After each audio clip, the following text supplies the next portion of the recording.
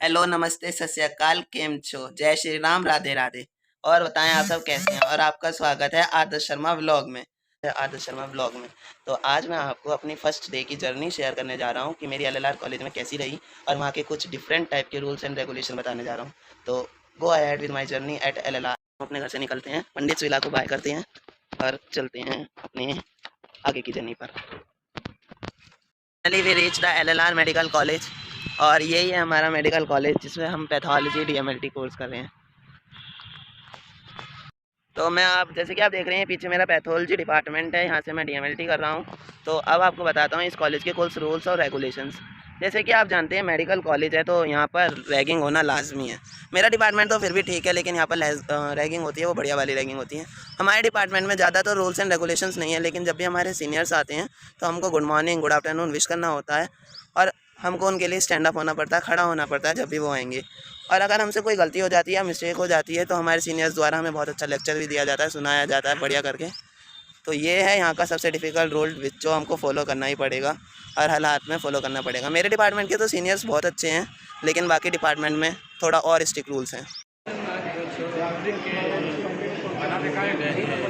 अब जैसे कि कॉलेज के रूल्स एंड रेगुलेशन आपने जान लिए हैं, अब मैं आपको बताता हूँ अपना फर्स्ट डे। जब मैं यहाँ पहली बार एलएलआर कॉलेज गाजियाबाद से आया था तो भाई साहब बहुत तगड़ा दिन जा रहा था। मतलब इतना ज़्यादा स्ट्रगल था, इतना ज़्यादा प्रेशर था। पहले तो मॉर्निंग में उठा, ट्रेन पकड़ी, फिर यहाँ पर आया। यहाँ पर पहुँचने के बाद 8 बजे मैं आ जाता हूँ अर्ली मॉर्निंग और 9 बजे से हमारी क्लास शुरू होती है, अटेंडेंस लगती है। तो भाई अब जब मैं अटेंडेंस लेने गया और अटेंडेंस हुई और अटेंडेंस के बाद ही भाई साहब सीनियर आ गए एकदम। और सीनियर भी एक नहीं, कम से कम 7-8, और सबको डिफरेंट इंट्रोडक्शन, सबको अलग अलग इंट्रोडक्शन देना।